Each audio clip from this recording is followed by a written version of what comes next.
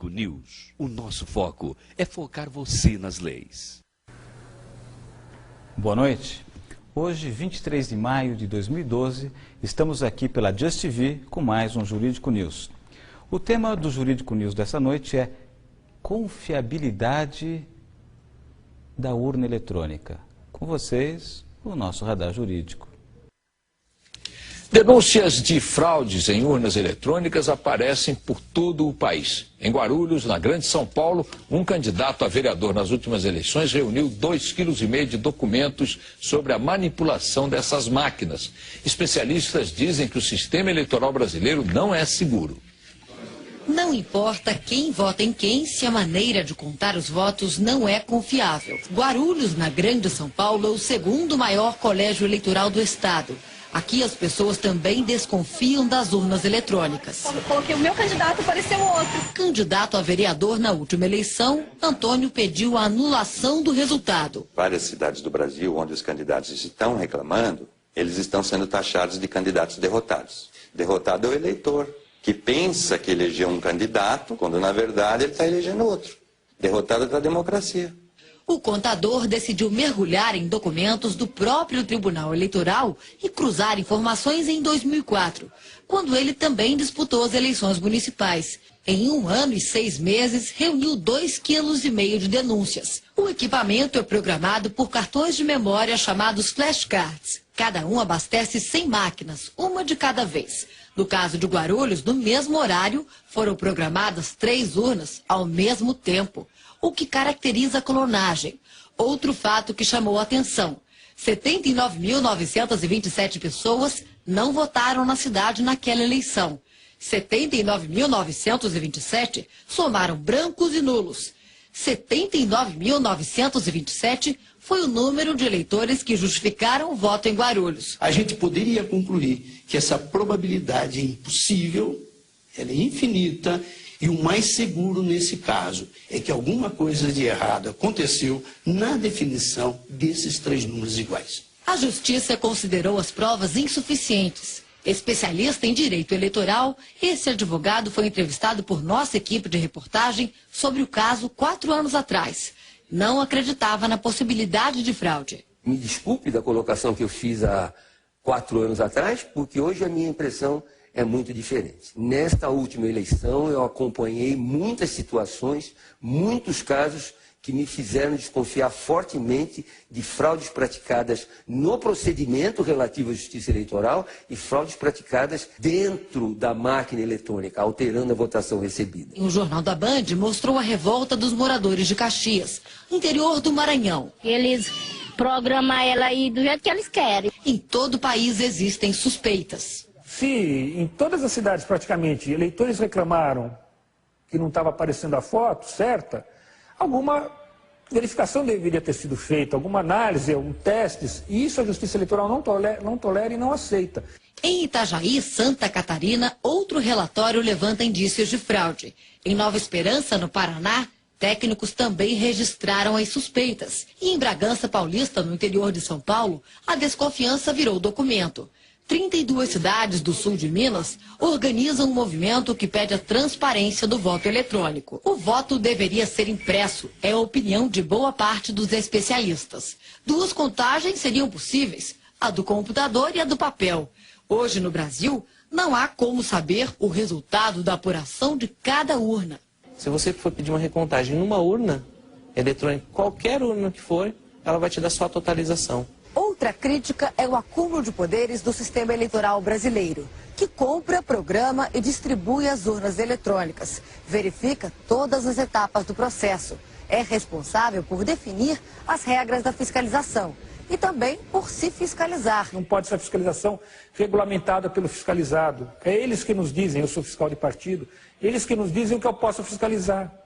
Eu não posso, eu falo, eu quero ver isso, eles dizem, não, isso não pode, isso não está na lei. Eles que escrevem a lei. Estou me lembrando do tempo da monarquia, onde se concentrava no monarca o poder judiciário, o legislativo e o executivo. E em relação a essa questão, eu sempre me perguntei como eleitor, por que um paizinho de terceiro mundo como o nosso tem uma suposta tecnologia tão fabulosa na parte eleitoral e os países de primeiro mundo, os países europeus e até os Estados Unidos têm tanta dificuldade para encontrar o resultado, levam dias, às vezes semanas, até meses para encontrar o resultado de uma apuração eleitoral. Por que não usam o nosso sistema? Para falar a esse respeito, nós convidamos aqui, temos o prazer de receber em nossos estúdios, o engenheiro Amilcar Brunazzo Filho, que é moderador, inclusive, do Fórum Voto Seguro. Boa noite, engenheiro Amilcar, é um prazer tê-lo aqui. Muito obrigado por aceitar o nosso convite. Eu gostaria que, se você pudesse explicar para os nossos internautas, o que acontece com o nosso processo eleitoral, que é tido como assim uma tecnologia fantástica de primeiro mundo, que no mesmo dia ou no dia seguinte a gente já tem o resultado de uma eleição nacional, e os países de primeiro mundo, os países europeus, os Estados Unidos, não usam o nosso processo eleitoral. Por quê, hein? Boa noite, internautas da Just TV. O que acontece é que tem muita propaganda sobre o sistema brasileiro para os brasileiros, dizendo que nós somos os países mais avançados em questão de voto eletrônico, que o sistema é muito confiável, mas tudo isso é propaganda interna só. Fora do Brasil, o que está acontecendo é tudo muito diferente. Urnas eletrônicas são usadas em vários países. Aqui na América Latina tem Argentina, México, Venezuela e Peru usando o voto eletrônico. Só que são sistemas mais avançados que os sistemas brasileiros. O modelo da urna eletrônica brasileira, de primeira geração, é só usado no Brasil e na Índia. Tá? Nos outros países se usam modelos mais avançados, de segunda geração, e nos países, na Alemanha, por exemplo, esse modelo de primeira geração brasileira foi proibido, foi declarado inconstitucional, também foi proibido na Holanda. Não é porque eles não sabem usar, já se usaram urnas. A Holanda começou a usar urna eletrônica de primeira geração antes do Brasil, em 92. 4 anos antes do Brasil, a Holanda já usava. Só que lá foi declarado proibido esse modelo de urna. Eles passam para essa urna de segunda geração que tem o voto impresso, que permite a auditoria do resultado, e não só a auditoria do software, como acontece no caso do brasileiro. Eu vou até colocar aqui uma pergunta que eu já estou recebendo do internauta, que é bem adequada. O José Luiz de Corumbá, de Mato Grosso do Sul, ele pergunta: por que a urna eletrônica não dá para o eleitor um comprovante igual ao extrato bancário? Olha, deve-se imprimir o voto para ser mostrado para o eleitor e para que seja depositado numa urna comum. Não se pode imprimir o voto para entregar para o eleitor e levar para fora da sessão eleitoral. Isso não pode. Aí você violaria o sigilo do voto, o eleitor teria como comprovar em quem votou, passaria a ser vítima de acharque ou de coação. Então, deve-se imprimir o voto, é o que acontece no resto do mundo, fora o Brasil e a Índia, só que esse voto não pode ser levado para fora, né? Não é um recibo para o eleitor levar para fora, é para ele conferir na sessão, no local de votação, ele confere se o registro do voto dele é aquele, coloca numa urna comum ou automaticamente, como no México, lá o eleitor nem pega o voto na mão. No México o voto cai direto, ele vê o voto impresso, quando ele confirma, corta e cai numa sacola. Então, aí depois é usado esse voto impresso para fazer a auditoria do resultado.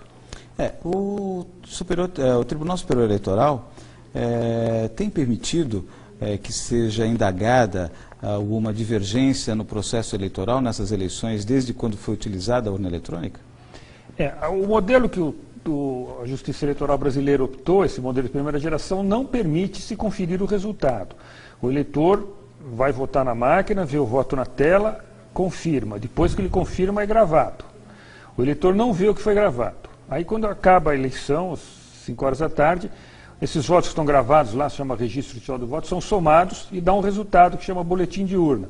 O fiscal do partido não pode ver se a soma dos registros digitais é igual ao boletim de urna. E isso é o resultado das urnas, que ninguém pode conferir. Nem o eleitor, se foi gravado direito o seu voto, nem o fiscal, se foi somado direito os votos. E o TSE simplesmente não admite, quer dizer, ele não permite, não há como fazer recontagem. E ele não aceita nenhuma proposta nesse sentido, ele sempre resiste. Ele diz que há transparência quanto à produção do software, mas ele não permite transparência para o eleitor. O eleitor não pode ver para quem foi gravado o seu voto. Tem um acórdão do Tribunal Superior Eleitoral, salvo engano, sobre um candidato que pediu a recontagem de votos e foi arbitrada uma perícia. Você tem conhecimento disso? Sim, é o caso que para mim é o caso mais emblemático do problema que é o processo eleitoral brasileiro totalmente dependente do software, ou seja, que não permite recontagem. Esse acordo que está aparecendo aí é do caso de Alagoas de 2006, com eleição para governadores, o candidato não estava satisfeito com o resultado das urnas, pediu para fazer uma análise dos arquivos que a urna produz. A urna eletrônica produz vários arquivos digitais que os partidos têm direito a ter acesso. São arquivos de log, de registro digital do voto e do boletim de urna. Analisando esses arquivos, ele detectou mau funcionamento das urnas. As urnas, 1/3 das urnas, não eram todas, eram 1/3, tinham informações incoerentes nesses arquivos. E, então ele solicitou uma auditoria. Quer dizer, contestou o resultado, né? Pediu para suspender o resultado, para que fosse feita uma auditoria nos equipamentos para ver o que era esse mau funcionamento, que estava constatado nos documentos que eles obtiveram. E foi cobrado, bom, o processo demorou, né, 2, 3 anos para ser julgado, isso aí julgado 2 anos depois de entrar do processo, julgamento ainda no TRE. Eles cobraram 2 milhões para o candidato para que pagasse os peritos que iam fazer a auditoria, e o candidato disse que não queria pagar esses 2 milhões, não é qualquer candidato que tem 2 milhões depois da eleição para gastar, né? E pediu para que a própria Justiça Eleitoral bancasse, já que seria de interesse dela demonstrar a lisura do processo. A Justiça Eleitoral não aceitou pagar a auditoria e condenou o candidato por litigância de má-fé, por ele ter pedido uma perícia e não ter pago por ela. E depois isso foi para o Tribunal Superior Eleitoral, a sentença foi mantida, o candidato foi condenado por litigância de má-fé, apesar de ter apresentado as provas de mau funcionamento da urna. Provas materiais mesmo. Nós temos um vídeo também, a produção levantou, é o radar jurídico número, aliás, em relação ao questionamento sobre a confiabilidade da urna eletrônica, e o Tribunal Superior Eleitoral parece que condenou quem foi questionar sobre a confiabilidade das urnas eletrônicas. Veja bem, o próprio advogado, hein? Por gentileza, produção. Ricardo Lewandowski. Presidente, eu vou pedir vênia divergência e manter a sanção de litigância de má-fé. Hoje, essa questão foi amplamente discutida no Supremo Tribunal Federal e num caso criminal, em que se entendeu que o direito de defesa não sofre qualquer limitação, sobretudo em se tratando de um processo criminal, mas o Supremo, por uma votação majoritária bastante expressiva, embora não tenha aplicado multa ao advogado que insistiu em levar avante teses de natureza eminentemente temerárias, resolveu oficiar a ordem para que tomasse as providências cabíveis. Neste caso, embora talvez não esteja claramente caracterizada a litigância de má-fé, no mínimo, me parece que a lite tem a natureza temerária. E nós precisamos começar a disciplinar, de certa maneira, esta possibilidade infinita de recursos que nós temos. Já temos recursos suficientes para dar conta, além daqueles que beiram a temeridade e a litigância de má-fé. Portanto, até para um efeito pedagógico, eu acompanho o eminente relator. Eu explico isso. Para efeito pedagógico, eu gostaria de explicar para os internautas que há limitação de recursos. Os recursos não são ilimitados. E ele tem uma única finalidade. Primeiro, a Constituição admite o duplo grau de jurisdição porque admite a possibilidade do erro humano, né? E nada como a revisão. E óbvio que os recursos que existem durante o processo, né, servem para impedir que determinadas autoridades cometam abusos, arbitrariedades. Sem esses recursos, o que sobra para o coitado do jurisdicionado? Arbitrariedade que não tem remédio jurídico contra ela. Desculpa a interrupção, mas é que eu não me contive com o absurdo do que eu ouvi do ministro do Supremo Tribunal Federal. O que ele estava dizendo aí, Luiz, é que quem ousar questionar as urnas eletrônicas, esse é o caso de Alagoas 2006, quem questionar as urnas eletrônicas será condenado por litigância de má-fé. Isso é uma ameaça, né? É uma ameaça. Uma ameaça. E tem um detalhe ainda mais curioso, que logo em seguida, esse foi o penúltimo voto, último voto foi do presidente Aires Brito, né, que deu a sentença final, condenando por litigância de má-fé. E nesse instante levantou-se, ele encerrou o julgamento, nesse instante aparece o Aires Brito encerrando o julgamento, levanta-se um juiz que ia sair e assumiu o outro juiz, o ministro, no lugar do TSE, que era o advogado original da casa que foi condenado por litigância de má-fé, e era naquele momento o ministro do Tribunal Eleitoral. Aí o Aires Brito se deu conta que ele tinha acabado de condenar por litigância de má-fé o ministro do TSE, né, que antes era advogado daquela parte condenada, e falou, não, mas olha, não é bem assim, ele deu uma desculpa esfarrapada, que isso aqui, nunca, os advogados são pessoas excelentes, não sei o quê. Aproveitando, engenheira Milka, tem o internauta James P. Silva, que ele manda a seguinte mensagem: se isto está ocorrendo, qual a razão do Ministério Público Federal não buscar esclarecimentos de tais fatos? Você saberia a razão disso? Ou será que tem algum processo eu no Ministério de saber Público? Isso daí. Eu esperava que o Ministério Público fosse independente nesse processo e pudesse nos ajudar, eu sou fiscal de partido, ajudar os partidos a fiscalizar o administrador eleitoral. Mas, infelizmente, não tem ocorrido, não. O Ministério Público tem direito a fiscalizar, a conhecer o software das urnas eletrônicas, a fazer auditoria nos sistemas, e não faz.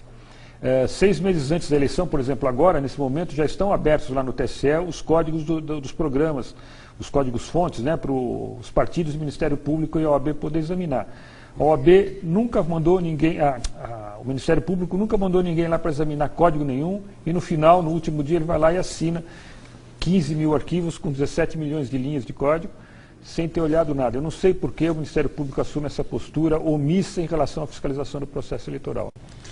Tem uma pergunta aqui de um outro internauta, que ele pergunta ao engenheiro Milka: o voto impresso, além de segurança da escolha do eleitor, não seria também uma segurança dos votos em caso de algum sinistro com o equipamento, depois ou durante a votação?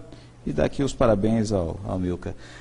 E a Milka, eu queria aproveitar essa pergunta do internauta para que você falasse a respeito daquela urna moderna que tem um país aqui, mais outro país de terceiro mundo, que está desenvolvendo, e que você estava me falando antes do programa começar, que é uma cédula segura, um processo eletrônico seguro. Poderia aproveitar responder essa pergunta do internauta e explicar sobre essa quando cédula? eu ouvi a pergunta, eu pensei em apresentar ela como resposta.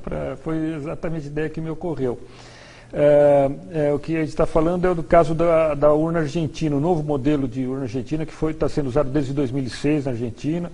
A província de Salta vai informatizar o estado inteiro lá até 2015. Eu acompanhei uma eleição na província do Chaco, que usa esse sistema aqui de gravação do voto. Essa aqui é chamada boleta do voto eletrônico, ou cédula do voto eletrônico, que é a grande novidade do sistema argentino. O eleitor recebe essa cédula para votar, ela é uma cédula em papel normal, né? E ela é dobrável, é papel normal, do lado de cá se imprime o voto. Ela é em branco, né? O eleitor recebe ela em branco, não tem essa parte impressa aqui. E aqui nesse canto, está vendo essa bolinha que tem aqui? É um chip eletrônico que está embutido aí, um chip de radiofrequência. Então, quando o eleitor recebe ela em branco, o chip virgem, sem nada, põe na máquina para votar, o voto é então gravado no chip e impresso no papel. Ele vota na tela, como ele vota na tela, é uma tela grande, de 20 polegadas, colorida, ele põe o dedo na cara, na fotografia do candidato. A diferença é que ele recebe de volta o voto dele. Ele põe isso virgem na máquina, vota quando ele é impresso e gravado. Aí o eleitor pega isso na mão, confere o que votou, vê se o que ele votou é isso mesmo. Se não for, ele não estiver satisfeito, ele rasga e pede outra vazia. Se ele estiver satisfeito, ele leva isso daqui até uma outra máquina, que tem lá mais de uma urna por sessão eleitoral, coloca na máquina e aparece nessa outra máquina, é lido o chip e aparece igual que está impresso. Ou seja, o eleitor pode conferir o que foi gravado como sendo o seu voto. Isso o eleitor brasileiro não pode fazer, né? O argentino pode. E com isso, se acontecer na hora da apuração que haja alguma divergência, quer dizer, a gravação deu defeito, o que vale é o voto impresso, não é o que está gravado. porque o voto impresso o eleitor viu. Tá?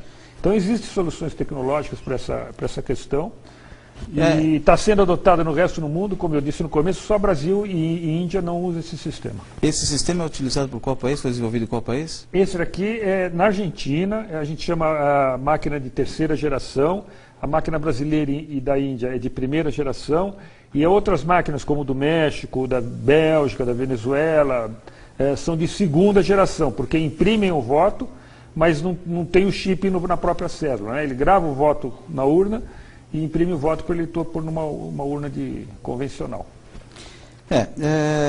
Parece que teve um outro país que andou usando as nossas urnas eletrônicas e devolveu, que achou que o sistema não era confiável. Qual foi esse país, hein? É o Paraguai. O Paraguai recebeu de graça 17 mil urnas brasileiras entre 2001 e 2005. E a última vez que usou foi em 2006, em 2008 foi proibida por falta de confiança dos partidos. Aí, inclusive, eu tenho uma informação nova, recente sobre isso. Eu estive na semana passada no Congresso em Lima, no Peru, Congresso Internacional sobre Voto Eletrônico, tiveram representantes de todos os países, inclusive do Paraguai, para relatar a experiência dele. Ele deixou bem claro o seguinte, que o governo paraguaio recebeu dinheiro do governo americano para usar as urnas brasileiras, e não deu certo, eles acabaram sendo proibidas em 2008, e eles não estão conseguindo reimplantar o sistema eleitoral lá eletrônico por causa disso. E o curioso é o seguinte, na Venezuela houve urnas eletrônicas em 2004 e a oposição reagiu. Em 2006 a oposição não participou do processo eleitoral porque não confiava nas urnas eletrônicas. Mas como o sistema de lá é de segunda geração e imprime o voto, com o tempo, a oposição foi aceitando e hoje a oposição já usa as urnas eletrônicas venezuelanas nas eleições internas dos partidos. Então, por ter o voto impresso, eles puderam retomar, a oposição voltou e aceitou o sistema. No Paraguai não tem o voto impresso. Não há confiabilidade, onde não há transparência, onde não se permite, inclusive, sequer fazer uma auditoria em cima do processo que se diz eficiente e contra qualquer fraude. Eu gostaria de chamar um pequeno comercial e voltamos daqui a pouco para falar com uma outra pessoa que participou do processo eleitoral e foi testemunha, inclusive, de uma série de outros candidatos reclamando de fraudes nas urnas brasileiras. Até já. Voltamos a apresentar o programa Jurídico News. Voltamos no segundo bloco, estamos aqui com o engenheiro Amilcar, falando sobre a confiabilidade das urnas eletrônicas. E nós trouxemos aqui uma testemunha que vivenciou essa questão de fraude nas eleições, que não só dela própria, né, como ouviu de outros candidatos na época sobre problemas das urnas eletrônicas brasileiras. Ana Prudente, pode, por favor, passar para os nossos internautas um pouco da sua experiência? Boa noite a todos. Bom, eu fui candidata em 2006 e acabou assim, depois das eleições, muitos candidatos não estavam felizes, não encontravam seus votos, principalmente do interior de São Paulo. E eu acabei conhecendo muita gente, sabe, e nós nos juntamos e acabamos até, inclusive, chamando o Amilcar. E o Amilcar teve que chegar lá para dar explicação para a gente, olha, vocês não encontraram seus votos, mas é o seguinte, não tem como fazer, não tem solução, não tem onde procurar, não tem nada. Então, infelizmente, nós ficamos sem respostas também, né? Esse grupo tem uma comunidade na internet? Não, olha, em 2006 eu já tinha desconfianças. Depois de 2006, aí eu realmente cheguei à conclusão de que as fraudes acontecem, né? Se o próprio candidato não encontrar o seu voto na sua sessão, é difícil, né? Mas aconteceu em vários lugares. Então, eu acabei criando uma comunidade no Facebook. O nosso grupo se chama Quero Meu Voto Impresso. É só digitar lá e pedir a entrada, que será bem aceito. Vem com a gente, porque nós precisamos crescer e nós precisamos exigir os nossos direitos junto ao TSE. A gente está esperando vocês lá. Muito obrigada. Muito obrigado, Ana Prudente. Nós estamos aqui recebendo uma série de e-mails e estamos chegando ao final do programa. Uma delas eu gostaria aqui até de citar, é a Ângela Bareia. Ela faz a seguinte pergunta: podemos empreender uma ação popular nos moldes da ficha limpa, exigindo do Superior Tribunal Eleitoral os votos impressos para a conferência das urnas? Só a população poderá cobrar a mudança nas leis? Correto? Eu vou responder essa pergunta, Ana Bareia. Não só esse movimento popular, mas a ação popular propriamente dito. Consulte um advogado numa das ONGs onde você tem próximas aí, para se fazer uma ação popular contra esse tipo de atitude do Tribunal Superior Eleitoral, que fere a moralidade pública, e isso é legitimidade para se ingressar com uma ação popular. Basta você ter seu título de eleitor e ter condições de votar. Se está em dia com o Tribunal Eleitoral, você tem legitimidade para propor essa ação popular por falta da moralidade pública. Mas eu gostaria de passar agora aqui ao Amilcar as suas considerações finais a respeito dessas questões da confiabilidade das urnas eletrônicas, e depois voltarei para dar mais algumas dicas para os internautas. Bom, o que eu gostaria de dizer é o seguinte: como logo apareceu no começo do programa, há esse problema do acúmulo de poderes na justiça eleitoral brasileira. Desse acúmulo de poderes, onde há acúmulo de poderes, é inevitável, há autoritarismo, há abuso de poder. Essa pergunta, por exemplo, sobre se é necessário um movimento para conseguir aprovar uma lei do voto impresso, acho que seria só assim, porque as leis que nós conseguimos aprovar ou tentamos aprovar no Congresso via normal, sem a pressão popular, ou a Justiça Eleitoral derruba. Ela vai lá, atualmente existe uma DIN derrubando a lei. A lei foi aprovada, os juízes do TSE suspenderam a lei no Supremo. Então, a luta popular tem que ser nesse sentido mesmo, talvez se juntando no grupo da Ana e participando disso tudo. Boa noite a todos. Amilcar, eu gostaria de agradecer pela sua gentil presença aqui nos nossos estúdios, também agradecer a Ana Prudente, né? Gostaria de me desculpar com os internautas cujas perguntas não puderam ser colocadas aqui no ar e pedir para que se dirijam a esse grupo da Ana Prudente e do Amilcar na comunidade da internet. E gostaria de deixar vocês com alguns vídeos para vocês consultarem no YouTube, por exemplo. Se vocês fizerem uma pesquisa sobre urna eletrônica, estudo da Princeton University, vocês vão encontrar um estudo que foi feito com uma urna eletrônica que é com o mesmo princípio da brasileira, não é isso? É fabricado pelo mesmo fabricante e tem a mesma estrutura lógica, ou seja, o ataque que fizeram lá em Princeton serve também nas urnas brasileiras, dá o mesmo efeito, que é o mesmo fabricante, a mesma defesa do sistema. Os internautas vão ficar assustados com as conclusões desse estudo, e está legendado, não é difícil de acompanhar, é fácil de encontrar ele no YouTube. E eu gostaria de deixar vocês aqui com mais um vídeo de um deputado, o deputado do PDT, o Fernando Quirella, que falou da tribuna da Câmara dos Deputados a respeito das fraudes nas urnas eletrônicas.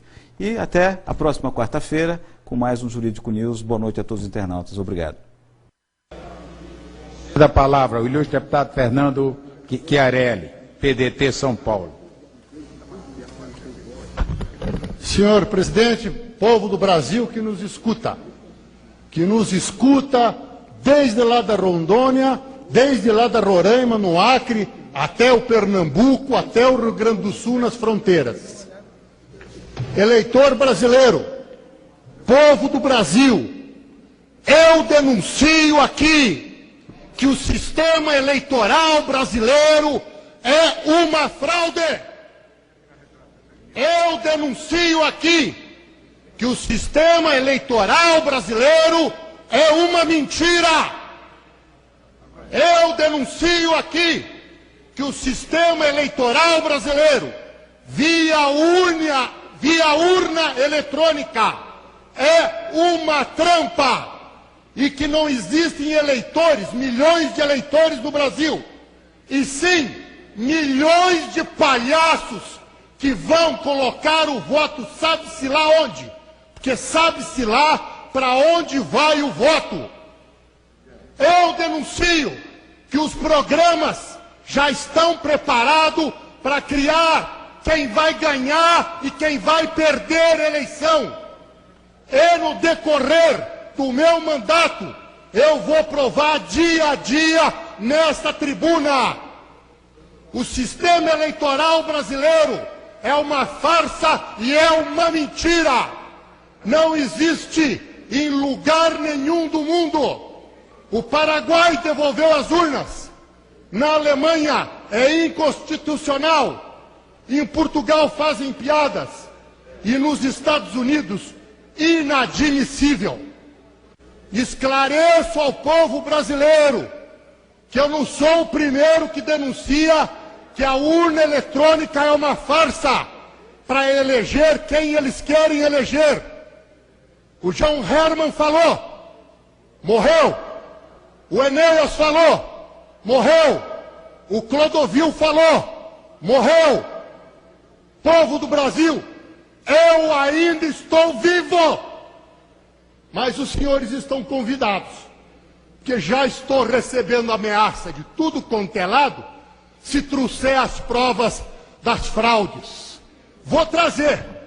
E o promotor público em Ribeirão Preto, doutor Cirilo, é testemunha de que o sistema eleitoral brasileiro é uma fraude.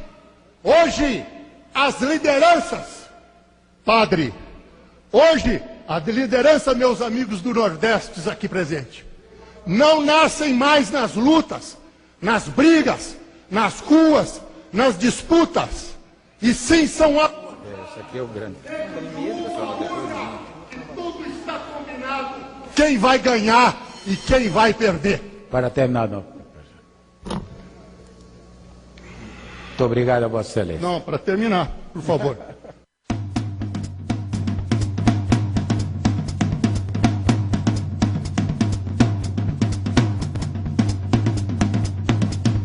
Jurídico News. O nosso foco é focar você.